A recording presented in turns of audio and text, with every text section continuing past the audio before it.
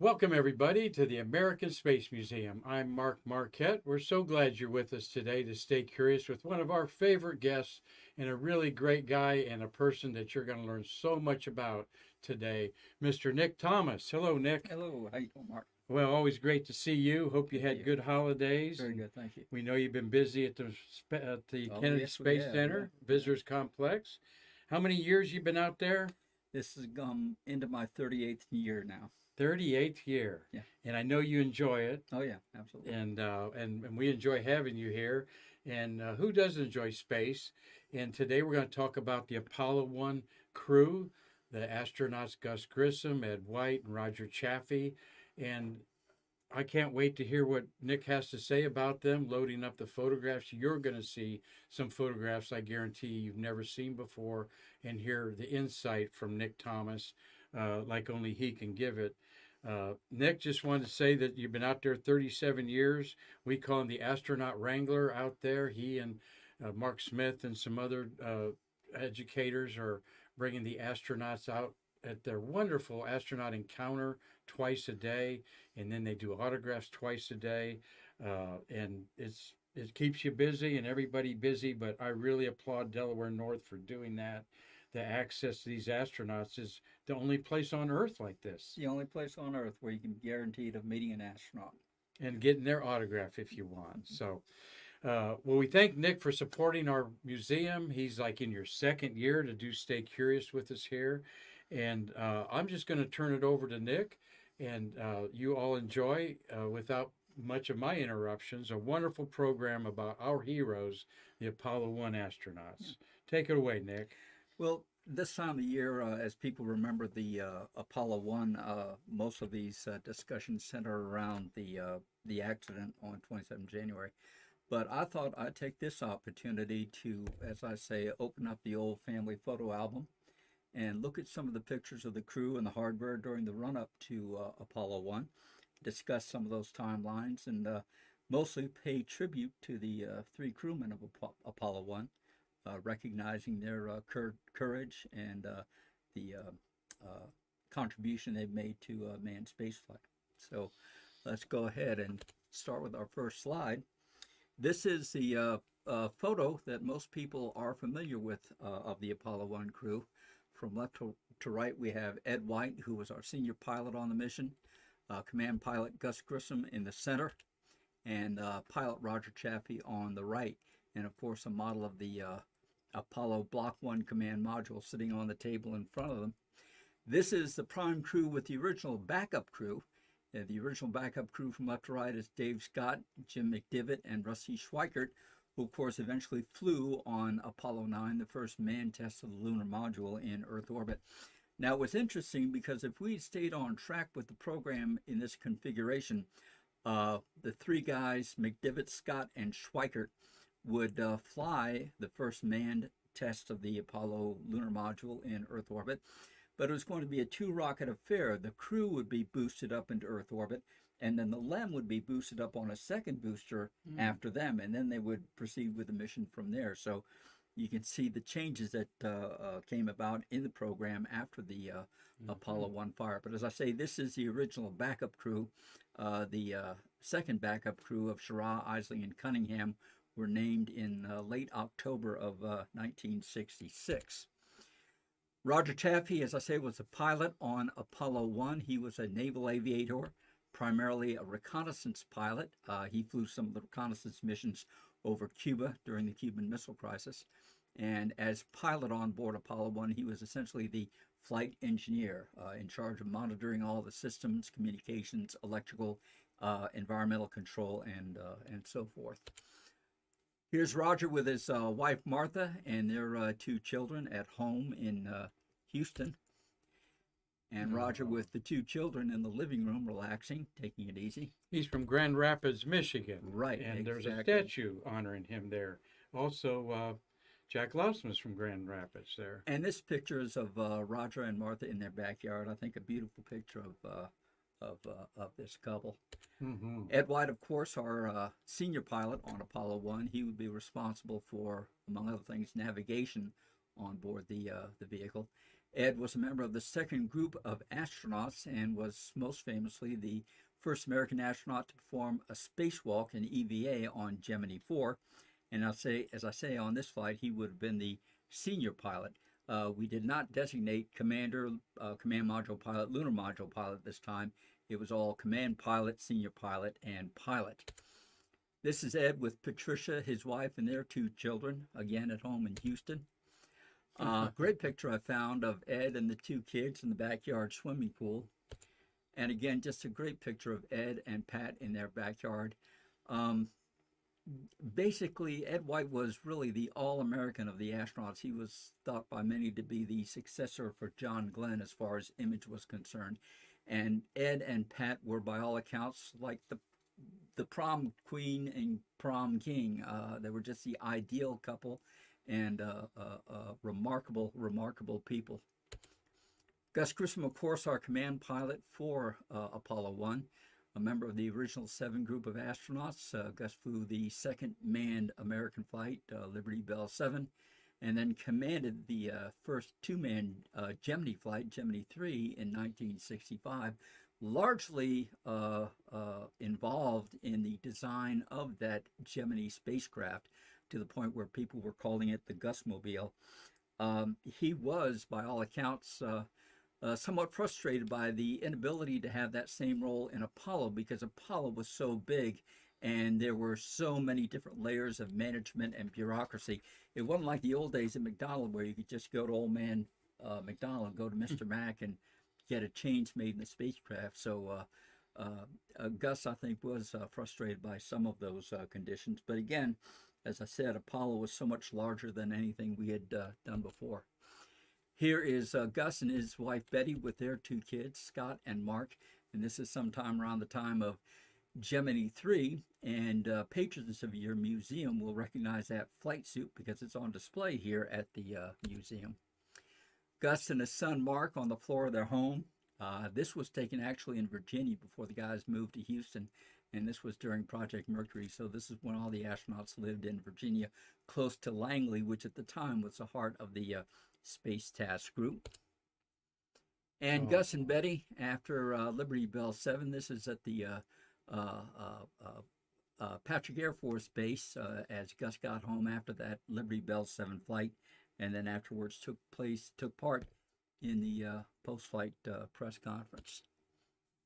Another picture of Ed and his kids on the playground. Ed White, of course, highly athletic, one of the strongest astronauts in the office by all accounts, and certainly passing on that desire for physical fitness to his 2 children. And then this is a great picture of Gus and Betty and the 2 boys taking a vacation in the Bahamas shortly after Liberty Bell 7. Here we see the construction of Spacecraft 12, which was the Apollo 1 command module. Now, construction of this spacecraft actually began in 1964. The contract was awarded to North American in 1961. And here we see the spacecraft in its early stages of construction. You can see the multi-layer insulation blankets, which will be closed off by the external bulkheads. Work being done on the RCS systems on the bottom of the command module. And then here inside the spacecraft during the early stages of assembly, this is inside the lower equipment bay of the spacecraft. And if you look to the left, that gray area toward the top left, that will be the navigation station in the LEB, telescope, and the sextant. Again, you can see just some of the 15 miles of wiring inside this spacecraft. Much of it in the later stages of construction, much of it still exposed.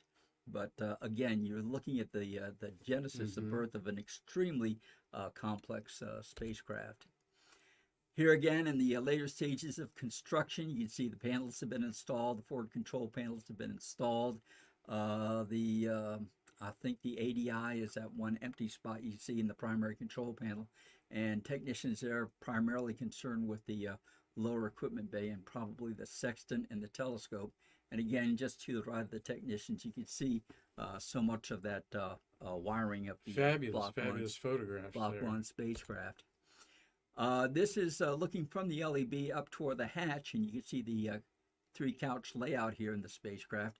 Now, It's just partially blocked here because of me. But if you look there at that armrest, you can see some of the scratches in the paint, which leads me to believe that this is probably the mission evaluator at Downey, because he certainly wouldn't let the spacecraft or even the simulator escape with scratching like that on the armrest. So that's probably the mission evaluator. Let me pause you just a second there because our Selvins are running our board here. Selvin, are we okay on our broadcast? It doesn't. You don't have any people commenting. It says that the chat is disabled from live stream, but I'm looking at YouTube and it's not showing me live either. Well, what have we been doing then? Talking to dead air, maybe, is what. Well, how are you going to get to the moon if you can't talk between two or three buildings? That's right. How are we going to do? I don't know. Recording. Okay. No, if it's recording, then we'll Press. That's good. We'll press on here. Just sorry for the interruption there, Nick. You're doing an awesome job showing us pictures here, but that is being recorded.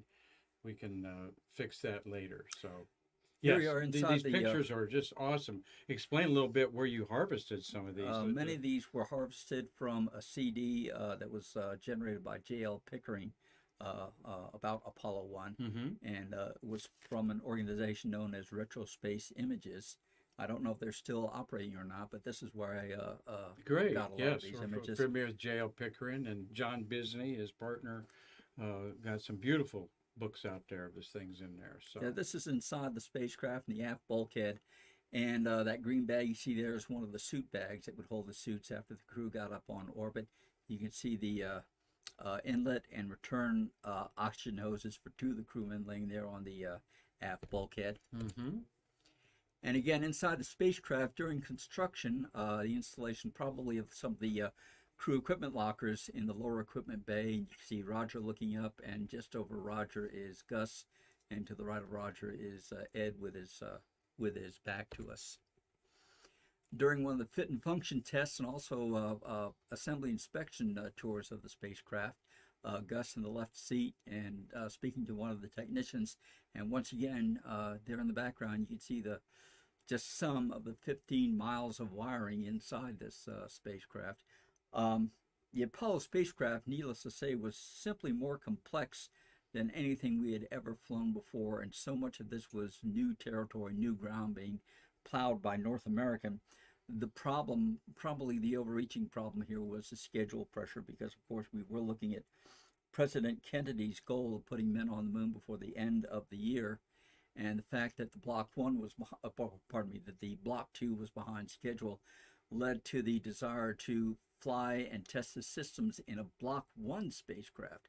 So you weren't necessarily going to be testing the spacecraft per se on this vehicle as much as you were going to be testing the systems that were going to be part of the new Block 2 spacecraft. And again, a chance to iron out any of those systems that needed refurbishment or upgrade. So that was what the purpose of the Block 1 flight was going to be all about. a big difference in the Black One, I understand, is it doesn't have a docking hatch. Right, there exactly. at the One of top many, up there, one yeah. of many differences, but primarily, as I say, unable to dock with the lunar module. This is the arrival of spacecraft 12 here at Kennedy on August the 26th, and the vehicle did arrive with over 100 open items on it that had to be completed here at KSC, again as a result of not only the rush of the schedule, but also changes that were being made to the design of the vehicle almost daily, where these systems were being changed and new requirements were being added. So again, it was simply a very rushed matter. Here we see spacecraft 12 being mated to its service module in preparation for being installed in the altitude chamber for tests which began in October of 1966. There were at least 3 of these altitude chamber tests, because on the first one there were problems with the environmental control unit. On the second test, it was determined that the whole ECU was going to have to be changed out, and then I think the ECU was accepted after the third altitude chamber test. And these tests were run both by the prime crew and also by the backup crew of Schirra, Isley, and Cunningham. Here we see the vehicle in total command and service module as it's about to be mated to the slaw panels that will then be mated to the top of the Saturn 1B booster. And you can see prominently in this picture the big nozzle of the surface propulsion system. During the mission, we were going to have 8 firings of that SPS engine. And it's interesting to have learned that the 3 positions during an engine burn, pilot, navigator, and engineer, were going to be switched off by the 3 astronauts. Gus was going to fly 3 of the burns. He would be navigator for 2 of the burns and engineer for 3 of the burns. Ed would have that same progression, 3, 2, and 3. And Roger would fly 2 of the burns. He'd be navigator for 4 of the burns and engineer on 2 of the burns. So it's very interesting in that as you look at the manifest coming up for Artemis 2, our first flight of the Artemis vehicle, while we're in Earth orbit, there are going to be a number of maneuvers that will be performed, and each crew member will also switch off one from the other. And what you do by doing this is you expand your experiential piloting base. So everybody has a little piece of the action, can relate those things back home after you do the post-flight debrief, and basically build up your base of experience in the astronaut office. And next we have a view of Complex 34, where Apollo 1 would be launched, scheduled for launch on 21 February 1967. In this picture toward the back, running from the gantry tower, you can see the cabling tray that ran back to the blockhouse at pad 34. To the left is the liquid oxygen dewar. In the foreground is the liquid hydrogen dewar, and also a burn pad for that hydrogen just at the base of the pad surface itself. Looking at that, just wanted to interject that we don't forget, and you're going to be involved in a ceremony out there on the date January 27th. Yeah, we'll have a ceremony out there on the pad surface, which will time with the 6/31/30, which was when the fire occurred. And we've been doing this for many, many years. Much of this was arranged at the assistance and insistence of Betty Grissom. And we've had the Grissom family out there, Chaffee family, members of the White family out there, and other people who are involved with the plugs out test. So this will be an evening of remembrance, but as I say, mostly it'll be a remembrance, not how the crew died, but the things they lived for, the things they stood for. So it'll be more than anything a commemoration of the crew and a recommitment to follow their example of professionalism, and also to follow their wish that the program continue. And so that's what we reaffirm every year on 27 January out there at Thanks for sharing that. 34. What an honor that must be for you to do that. This is the first stage of Gus's booster arriving at Kennedy Space Center and then arriving out at pad 34 on August the 29th. You see it's being erected and placed on the launch stand pedestal. The next image, this will be the second stage of the S-1B. This is what's known as the S-4B. And this, of course, during the moon missions was the stage that put you into Earth orbit and then boosted you on TLI to go to the moon. On this mission, it would simply put you into Earth orbit, and then after separating from the S-4B, the crew would perform a series of not rendezvous, but of station keeping exercises with that S-4B stage. And then heading out to the launch pad, we have the spacecraft stack heading out to pad 34 on January the 6th of 1967. And out of the pad, of course, being lifted up onto the full stack. You see the booster itself is covered up by those white weather panels that are part of the mobile surface structure. And of course, when the time came, those panels would be opened, and that entire mobile surface structure would be slid back to a hard stand located nearby. Now, these pictures were taken of the crew over at the Flight Crew Training Building on October 18, 19. This was leading up to the first altitude chamber test over the MSOB, the Manned Spacecraft Operations Building. And here we see Gus in his pressure suit. This is essentially a modified, but only slightly modified, G4C pressure suit that the guys wore during Project Gemini. And we'll see one of the modifications that took place later on in the program and some other photographs. But essentially, the major modification you saw in this suit was that the helmets included a shield for the faceplate as it was opened up, so that faceplate wouldn't be scratched by all the moving around. There's Gus in the helmet, and you can see that faceplate shield on the top of his helmet. And on his chest, that gray package you see there, that's a life preserver. And of course, when you went in the water, you deployed that by pulling a lanyard, and it would quickly inflate that preserver. It was a single piece preserver, and once you inflated it, you had to tuck them pieces under your arms to float properly. And we'll see on a later version of the suit how we went to a tube preserver system, which was much more effective and much more efficient. Ed White, of course, suiting up there, helmet in place, and of course that harness in place with the life preserver.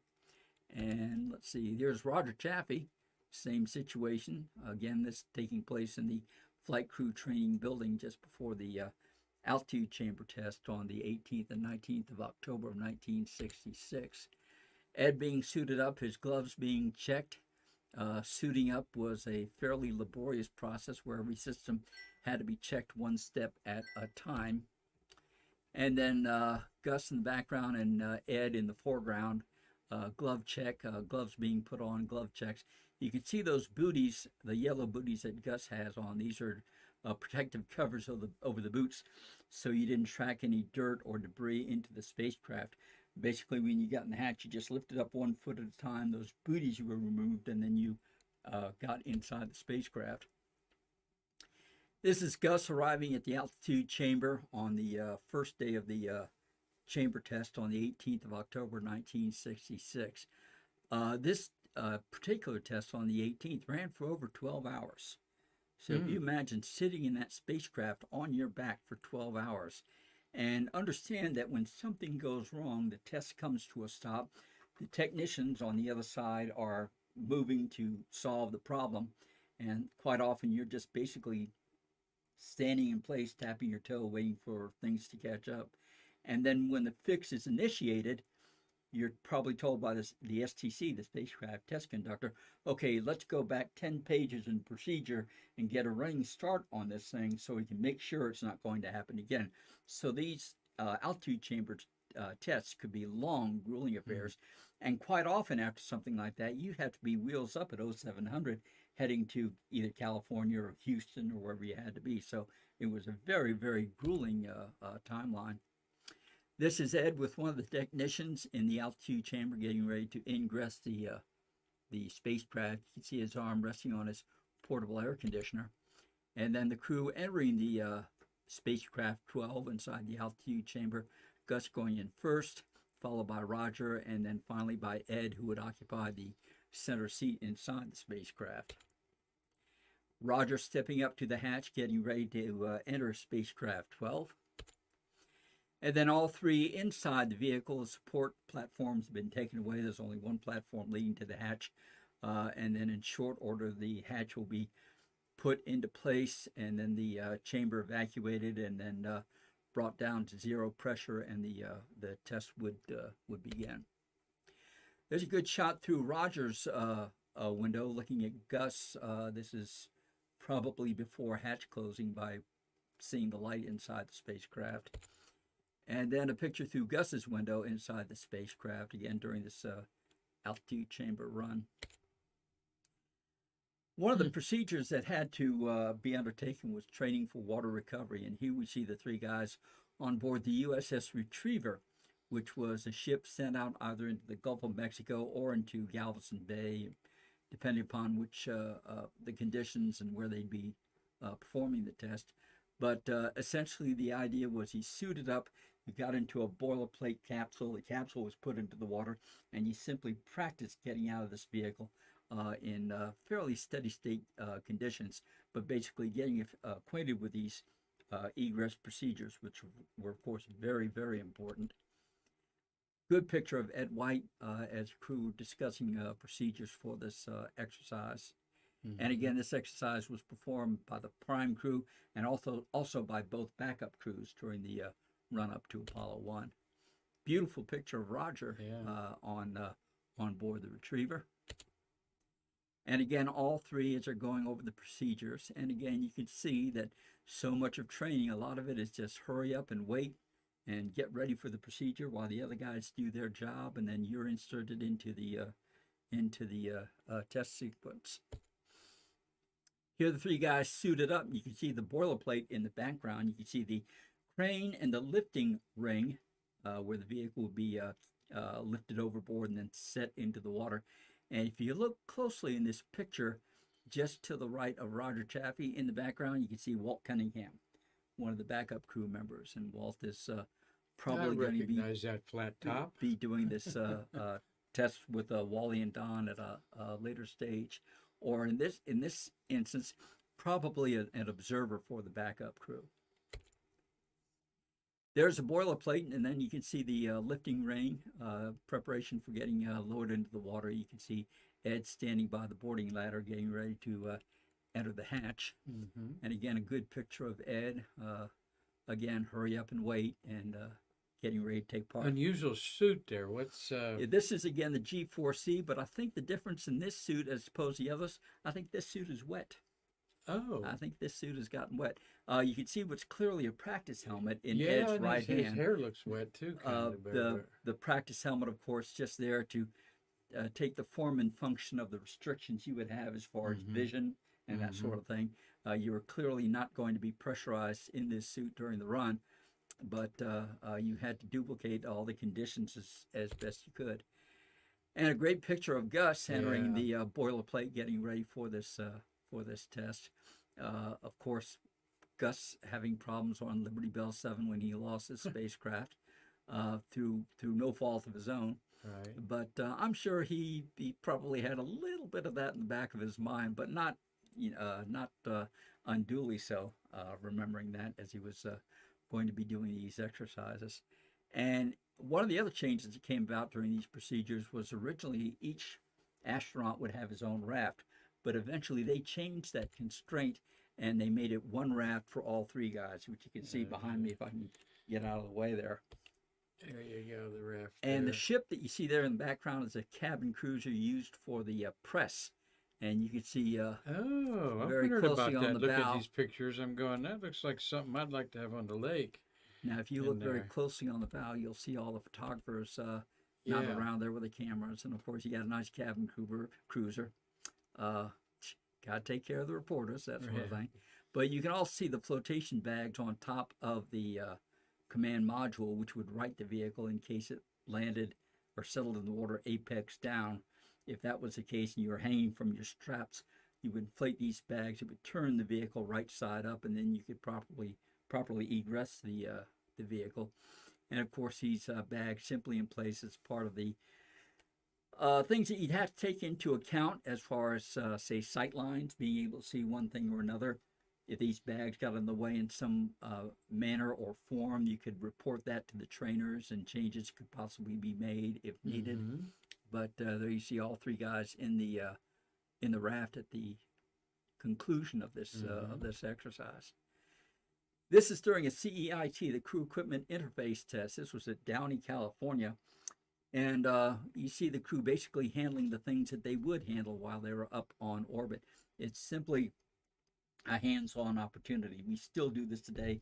We've done it on shuttle, and we'll do it on Artemis, where you take all the equipment that you will personally be using and get a handle, no pun intended, but getting a handle on how to deal with it when you're up on orbit, knowing all the parts, knowing in many cases how to disassemble and reassemble this hardware if repairs are needed, and of course understanding that assembly and disassembly of this hardware on Earth is all fine and dandy. It's going to be different in zero gravity.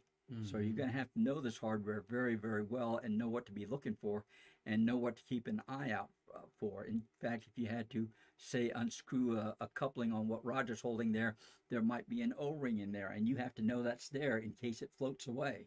So this is a very, very important part of crew training, which, as I say, we've done throughout the space program and will continue to do with all manned and crewed flights. This is Roger trying on an early version of the communications carrier, what we came to know as the Snoopy cap later on in the program. This would be worn with what's called the constant wear garment, which is what the crew are wearing right now. And these are the clothes that they would wear on orbit after they doffed their pressure suits and got down to the business of the mission. But you can see Roger trying on this comm carrier. I don't know that we had any lightweight headsets at that time like we later had for Apollo 7, but I think this might have been it as far as communications once you got that hard suit taken off. Close-up view here of the guys working during CEIT, working with camera equipment. Roger in his hand is holding an element of the 70mm Hasselblad camera, and Ed on the other side is plugging a coaxial cable into the television camera. This would have been the first manned mission with live television coverage. There was at least one television transmission planned. I would expect that Mission Control probably would have pressed for more. And during the pre-flight press conferences, Gus was asked a couple of times if he was going to be shy about using that camera, everybody knowing how he felt about publicity in the press and that sort of thing, and was he going to use that camera very much. But he said there were at least 2 opportunities for onboard TV, and that they would execute those. This is again in the Flight Crew Training Building, and this is on January 17th, 1967, 10 days before the plugs out test. And Gus and the guys are getting suited up for a press day, what we called them back in those days, a press day, what we call now a photo opportunity out at Launch Pad 34, where those famous pictures came from. And you'll see in some of these pictures, the guys are plugged up to a common air conditioning system. You see that brazed pipe by Gus's head. Here's Ed during the same suit-up session. And Great then, of photos, course, great photos. Roger Chaffee, of course, in the same suit-up exercise. This is a picture that I really enjoy. Now, in the background, you can see the brazed pipes of that common air conditioning system. But I enjoy this picture because Roger is undoubtedly on the receiving end of some good-natured rookie razzing from Ed White, and Gus is just sitting back watching in an amused form. But Roger's probably getting dinged for some rookie mistake or something like that. Good-naturedly, of course. These 3 guys got along very well. And the thing about this crew, again, you had such a well-balanced crew. You had Gus, who was the disciplined, hard-driving, and hard-nosed veteran.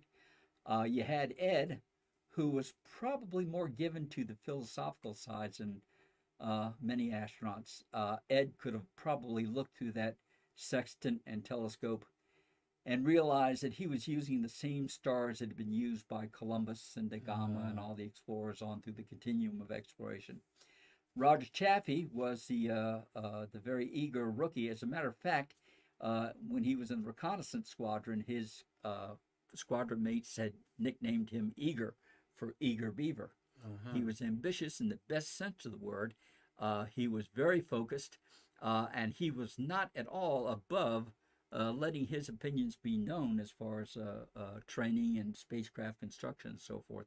So Roger, I think, took a lot of that cue from Gus. And if you look down through history, especially the early astronauts, Gus, who first flew with John Young, and then years later, John would reflect Gus's personality. John commanded Brewster Shaw, and Brewster Shaw would reflect a lot of John's personality. So you see this marvelous continuum taking place throughout the years. And I think Roger was going to be the beneficiary of Gus's experience. And if you look into the tea leaves of the future, which honestly none of us can do, there's of course a lot of people. There are of course a lot of people who say that Gus would have been the first man to walk on the moon, which I agree with. I think Ed would have certainly commanded a lunar landing flight. In fact, I think Ed's future career, had he lived, would have probably mirrored John Young's. And then Roger, who was already taking helicopter training and looking forward to being a lunar module pilot, I think he would have been a Lund pilot on one of the future landings on the moon. So definitely all 3 guys had great careers ahead of them. I'm glad you commented about their camaraderie. some crews aren't as cohesive as others. We've talked about that All before. crews are different. But here are two very famous, internationally known astronauts with this really intelligent rookie here. Yeah. I mean, like you said, America missed a lot of opportunities for these three men Yeah. to do great things. Very and, much so. But that was what I wanted to know, is how friendly were they with each other? Would they go over to each other's houses and so forth like that? Some crews wouldn't, we know. But Yeah, yeah. good to know they were friends. And, Yeah, I think these guys were solid all the way around, and they could talk amongst each other frankly, honestly, and openly, which is especially important after you've done a simulation, and you put your ego to the side, because if somebody sees an area where you could have performed better, they're going to let you know. So just strip down and take it, and learn from it and proceed from there. So these guys, I think, were very capable in that particular area, not only letting others know where they may have fallen short, but being able to understand and accept where they themselves had fallen short and could do better. And that's what you want in a crew. It's not important to have barbecues every Sunday, but when you can have communication like that, you're going to have a good crew on your hands. absolutely. Here are the guys in the transfer van as they're heading out to Pad 34 for that press day. Well, that's a great photo. There have been discussions as to how the guys felt about press opportunities like this, if they were an imposition or an interruption, but nevertheless, they handled them with great aplomb, and were very patient, and I think very forthcoming and very cooperative with the press at these type of events. Here we are coming off the crew transport vehicle at Pad 34, Roger in the lead, and followed by Ed and then Gus. Great picture of Gus out at Pad 34. Now, you look closely, he's wearing that yellow shoulder harness, and under each armpit he has a life preserver. Oh, so that was the now change. when you fire these things off, the two life preservers blew up directly under your arms, and that has a particular bearing in this photo opportunity that we're going to come up to shortly. It's a photo op. They don't need to wear that, but I suspect they did, because just to stay within the rigor of your routines, maybe? Well, there was there might very well have been a simulation that took place over in the flight crew training building that Okay. morning. That's a possibility.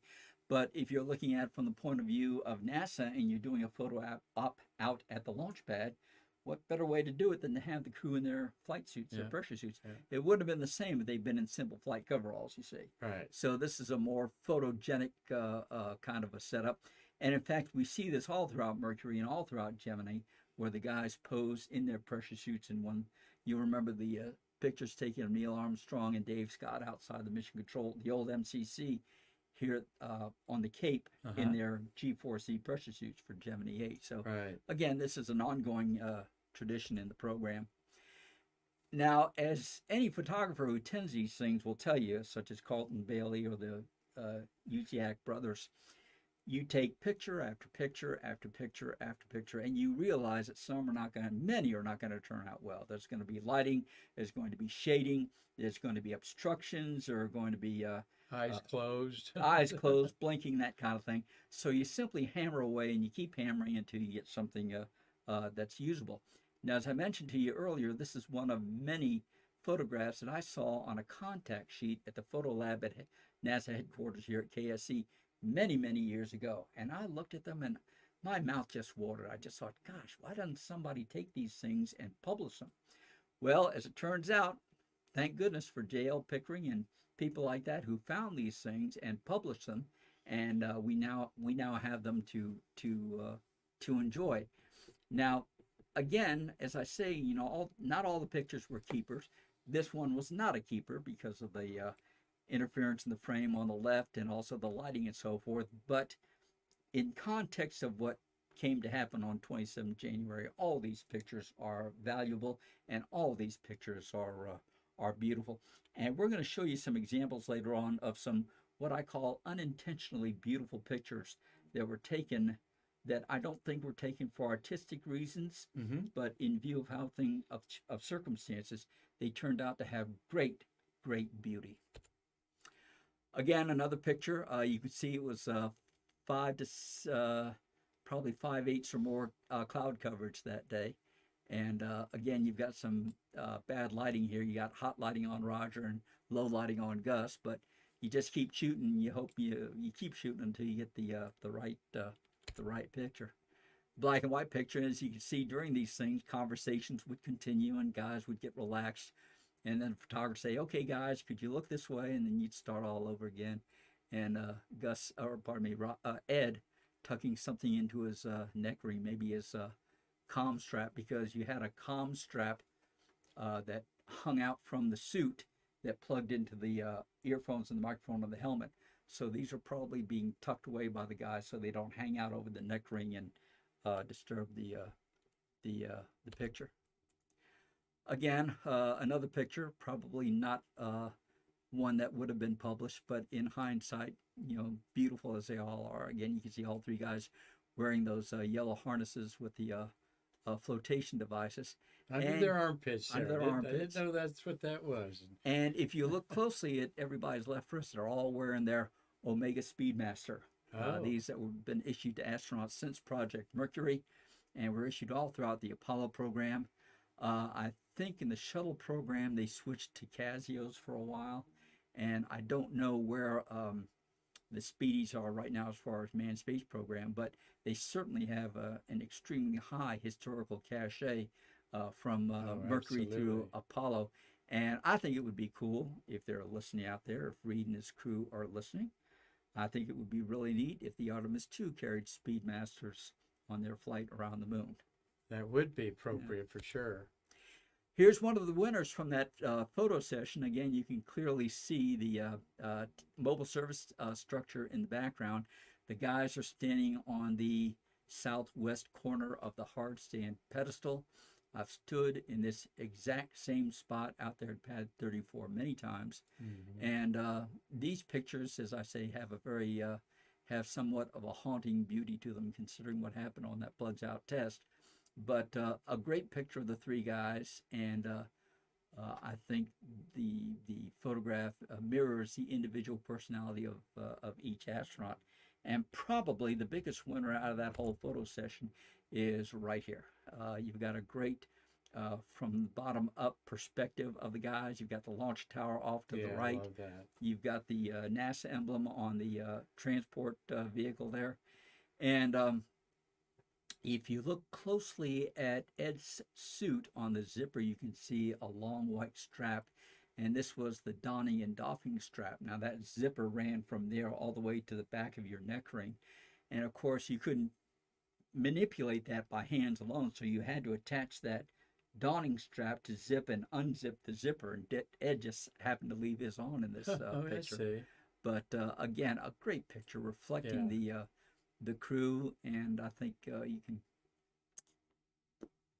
I keep seeing the watches. I've never been pointed the detail out of the watches on their left arms there, but that's so cool there. And but I don't think you could fail to be inspired looking at this picture, to think of the courage of the crew, the professionalism of the crew, and their wish that the program always continues. So to this day, we're all continuing the mission of Apollo 1 as we are with 51L and STS-107. Now, I mentioned earlier those flotation devices underneath the armpits, things that the kids call floaties these days. And as they turned around after this photo opportunity finished, the crew turned around to go back to the transfer van, and as they did, this is what happened. Gus was the one who started it. Gus reached under Ed's armpit and deployed one of his floaties. And then Ed turned around and retaliated with Gus, and then Gus again deployed Ed's other floaty. And then getting into the van, Ed reached under Roger's armpit and pulled his floaty. So this was a little bit of the high good humor the crew had on that press day on January 17th. And again, this is one of many pictures that belies the legend of what the press used to call Gloomy Gus. They said Grissom was a guy who was without humor, serious all the time. Well, he was serious. He was single-minded, but he was not lacking for a sense of humor. He liked to play as hard as he worked, and I think that was also something that set him apart, and I think served as an example, if you will, for his crewmates, for both Ed and Roger. That it was a matter of you dedicated every fiber of your being to working on this mission. But when time came to let off a little steam, you didn't hold back there either. So it was a crew not only that was professional and forward looking, but a crew with high spirits at the right time and good senses of humor and just a greater sense of what was involved in doing all this. I've got 3 pictures from the day of the plugs out test that I'd like to go to here. Right. 27 January 1967, the crew leaving the transport van, Gus in the lead, Roger right behind him, heading to the elevator over at pad 34, heading up to level A8, which was spacecraft level. And then in the next picture, we've got Ed coming out of the van, and in the lead there with the lab coat is Deke Slayton. Now, there was some discussion before the plugs out test that with all these problems that they were having with the communication system, that either Deke or Joe Shea, who was a Apollo program manager, would put themselves in the lower equipment bay of the spacecraft during the test so they could hear these communication problems. The problem was twofold. Number one, they couldn't rig up a comm system in time for the test. And number two, if they had, that extra comm set would have to go out through hard wires through the hatch, which meant we couldn't seal the hatch and couldn't do the plugs out test and pressurize the vehicle. So that idea was abandoned. And Deke Slayton ended up observing the test in the nearby blockhouse. So those were the circumstances of Deke's presence on that day. The next is perhaps the most beautiful picture to come from 27 January. Oh, yes, I This noticed is that myself. 5 hours before the accident. Gus in the lead, Roger behind him. And this photograph, as I say, has that haunting beauty. It's a remembrance, and it's also, I think, a cautionary tale. I think if you are a spacecraft technician working on any vehicle, you look at this picture and you're reminded that your actions and your lack of actions have ultimate consequences. So I think this provides, as I say, an inspiration to anyone working on a manned spacecraft program to always do your best, not to let anything go by. And if you see something wrong, speak up. The stories along those lines are legion as far as plugged out tests are concerned, of all the problems that we're seeing and not addressed and could have been spoken to, but that's all backwash. But we look at a picture like this and we're reminded of the dedication and the courage of these men, and of all pilots and test pilots, understanding that there could be some days where something goes wrong that you're not prepared for. You understand that and you sign up for it. So, but you put that at the back of your mind for the greater goal of getting the vehicle off the ground and continuing and progressing the program. This is true for astronauts. This is true for Cessna pilots. My first cross-country flight in a Cessna, I delayed it 5 or 6 times because I was concerned about the weather. And on the 6th delay, I went back to my instructor and I said, I apologize. I'm sorry I keep delaying. He says, hey, don't apologize. You're the pilot. It's your decision. That airplane doesn't fly until you are comfortable with it, either with the airplane, the equipment, or the weather that you're going to be flying into. So don't apologize for standing up and doing the right thing. And I think that's one of the things I remember when I see this picture. That's awesome. Beautiful side note to this awesome picture I'll make big again is you and I have walked across this gantry at the beautiful tribute there to Apollo 1 at the Saturn V Center. I think there's several of them. Is this the one that there's one at the gift shop, and then they have one there at the Apollo 1 that you walk across The one at the gift shop I know came from the launch umbilical tower that we had disassembled and was laying behind the headquarters building. I think The one over at the Apollo 1 exhibit is from that same access arm because Uh-huh. it's shorter than the actual access arm was. My understanding is that one of the guys who worked at the Cape who had amassed a great collection of artifacts during the space program had somehow acquired that access arm. And my understanding is that that access arm ended up in a playground in Puerto Rico. Oh, wow. Well, okay. Well, that'd be interesting. But you've got I'll to have to remember, Google that. you've got to remember that at the time NASA wasn't really anxious to have a lot of artifacts and remembrances of this day. No. In fact, they've only recently, in the past few years, agreed to release those 3 hatchets from the spacecraft, and they're on display at our Apollo 1 memorial over at the Apollo Saturn V Center, which I think is a very good thing. The spacecraft itself is still sitting in a storage area at Langley in Virginia, partially disassembled. Huh. I know that Gus's brother Lowell had opined the idea that it would be suitable to inter that out at Pad 34, either bury it underground or possibly reconstruct the outer shell and display it under the hard stand pedestal. I don't think anything's ever going to come of that. I think that spacecraft 12 is where it's going to spend the rest of its existence in that storage area, that climate controlled storage building over at Langley in Virginia. All right, we're really enjoying Nick Thomas's special look at our Apollo 1 heroes here as we end this wonderful program. This next series of pictures are what I call the unintentionally beautiful pictures. Now, these photographs were taken both during the altitude chamber test in October of '66, and also one picture that was taken in the simulator over at the flight crew training building. This was in the altitude chamber, looking through Gus's window, and Gus has just a very, some people would say it's the cat that ate the canary smile, but this is a gorgeous picture. And I would think that Chris Calley and other artists would be interested in these next 3 images as images that would make beautiful pencil drawings or possibly even paintings, because Doug Forrest is listening Doug to Forrest, that. yeah. Are good. Because these pictures are so reflective of Gus as the penultimate test pilot and astronaut. Oh, sorry. There we go. Again, another picture from the altitude chamber, and beautiful. just a gorgeous, probably my favorite of this series, where you've got that the lighting and the shading is just absolutely perfect.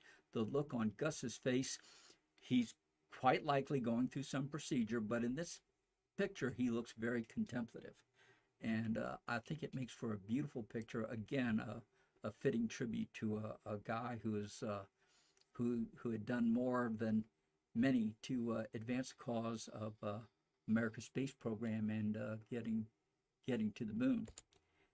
And then this color picture, which I call Onward to the Stars, and I think that's reflected in the look on Gus's face.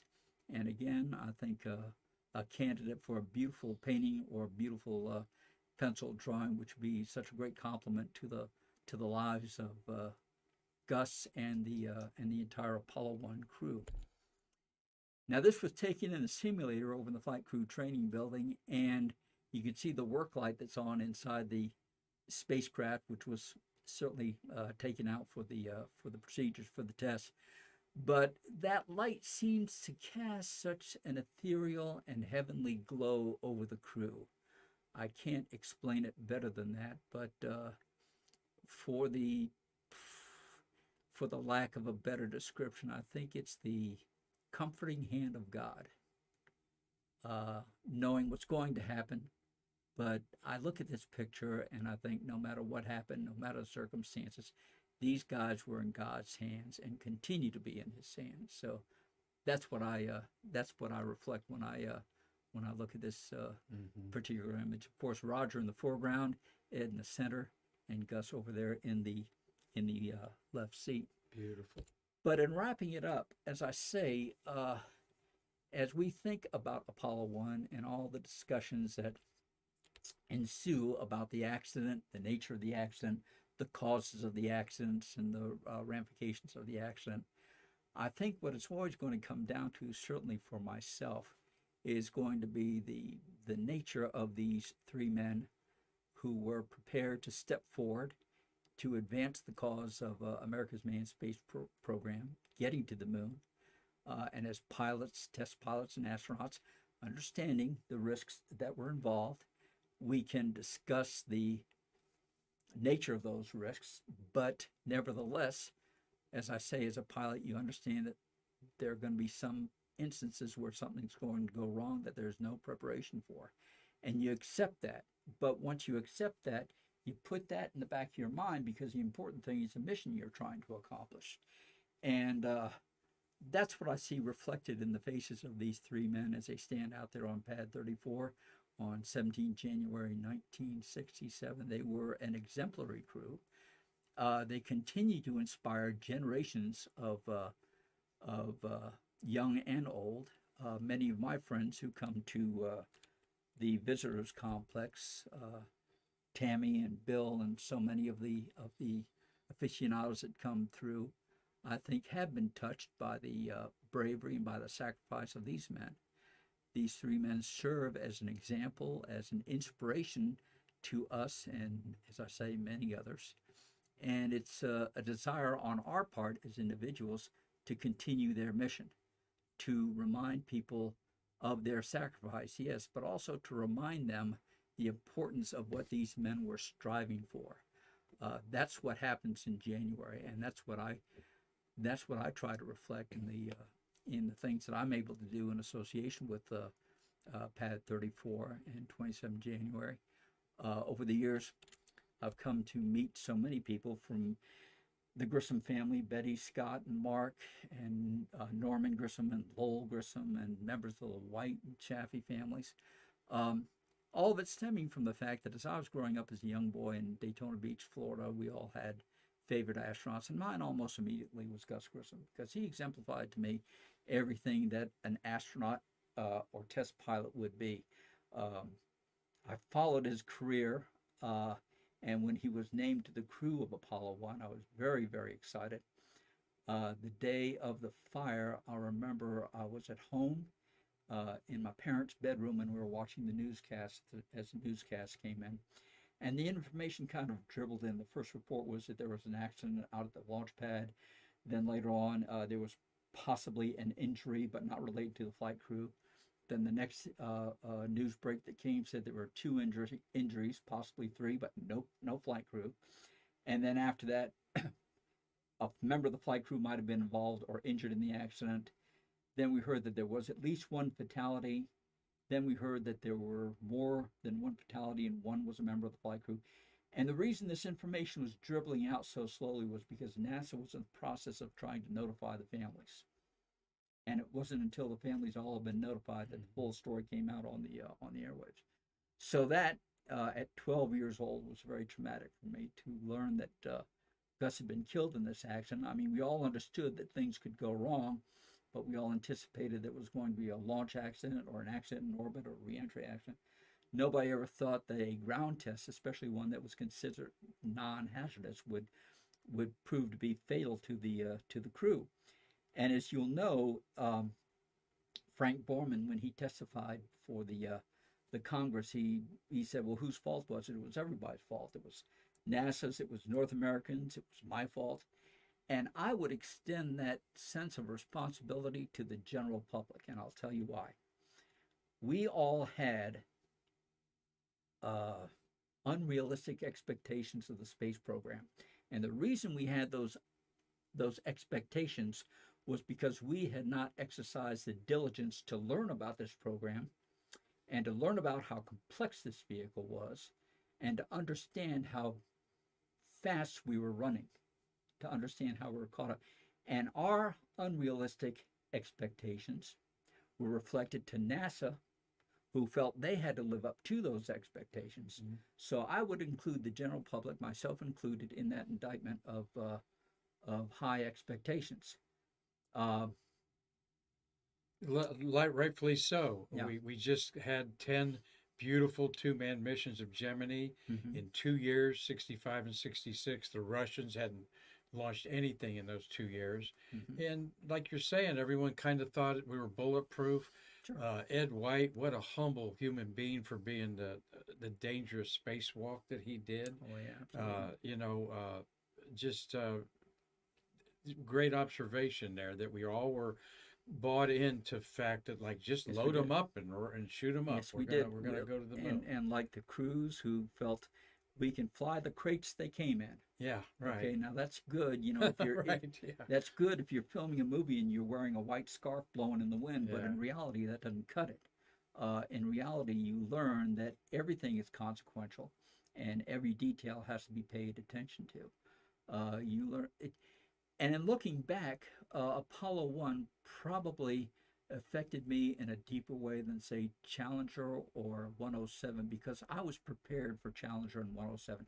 That doesn't mean it felt Right. any better, Yeah. but I understood in learning about the program, learning about pilots and test pilots and astronauts, the dangers that were involved, and remembering what Wally Schirra said, you lose somebody and you mourn that loss, but eventually you take off the black armband and you get on with the program. So Yeah. that was a mentality that I was seeped in when 51L and 107 came along. I had absolutely no idea. I was just completely naive and stripped of any of that understanding for Apollo 1. So I suppose to this day it's probably just like anybody else. The first time you deal with that kind of a disaster is the one that probably hits hardest and that you remember the most. So those were some of the circumstances surrounding my life on 27 January. Let's end this program with this thought, Nick. What a beautiful way you put these gentlemen together. We at the American Space Museum take the high road celebrating the lives of our wonderful heroes. They reached immortality because of their deaths, and they all knew that that was part of the risks involved in there. But what strikes me, my friend, is being around these space workers in their late 70s and 80s and even 90s that worked this program and were there January 27th. It's just, you mention it and you see it in their eyes, the hurt, the they will never forget. 57 years later, you are one of the people keeping this horrible memory alive so it doesn't repeat itself again. But am I right? You talk to people who were there, and I've talked to several very important people who were there and working up there. That they go blank. It was a moment in time that just not that they're going to forget. It molded part of their life, the rest of their life. So it was a crucible. It was a terrible trial that each of these men and women went through who were part of the Plugs Out test. A mutual friend of ours spoke on a documentary on ABC's looking at the 10th anniversary of the fire. And I talked to him afterwards. And I told him, I said, man, I said, the description you gave of that day was really incredible and rather heart-wrenching. Yeah. And he told me, he said, Nick, he said, that's the first time I've talked about this in 20 years. He said, I haven't even spoken to my wife about it. It's something, folks, to talk to people, and I'm not going to name names, but Right. you know some of them, and that were on headsets when this happened and so forth, and it is a ghostly thing in their past that many of our families always have tragedies and so forth, but this was a national tragedy played out much like President Kennedy's assassination. Yeah, very much so. And even through this horrible crucible that everybody went through at that time, thank God for people like Gene Kranz, who stood up in front of his team and said, look, from this moment on, we're going to be known by two words, tough and competent. We're going to be absolutely competent in everything we do, and we're not going to let anything slide or slip by. So we're going to pay attention to it because our actions or inactions have ultimate consequences. So you had people like Gene Kranz who were able to rally the troops after something like that, which was a damn hard thing to do because, as I recall, Gene was one of the was going to be one of the flight directors for Apollo 1. It was going to be Chris Kraft, Gene Kranz, I think Cliff Charlesworth. Those were the three flight directors. So for him to be able to some of that courage within himself and give that courage to his fellow team members. God bless Gene Kranz and people like him who were able to to make that possible. Absolutely. And then you had the whole other end of it with James Webb and Mueller and Gilruth having to go to Washington and explain this thing, why we should still be giving Yeah. billions of dollars to Sure. support this. It's a chapter of history that we're glad that you were here to witness some of it with us here on Stay Curious. Nick Thomas, what a fabulous job you did. I've had goosebumps up and down my arms as you've shared this stories with us today. Final thoughts, my friend. Final thoughts, very quickly. I think I've given my final thoughts, but I would like to send some thank yous out to some good friends of ours who I hope are watching this evening or will be watching the replay on YouTube. There's Tammy and Bill. There's Josh and Mary Beth Hunter. Tori is our friends Terry Wilcutt, Brian Duffy, and Steve Smith, Wendy Lawrence, and other members of the astronaut office. I hope you're out there. I hope you've gained something from the presentation we've been able to put together. And thank all of you, both astronauts and aficionados, for all the things that you do that are part of the ongoing exploration of space. That's right. We hope that you all can share this with your friends. This is a program to be shared with friends there.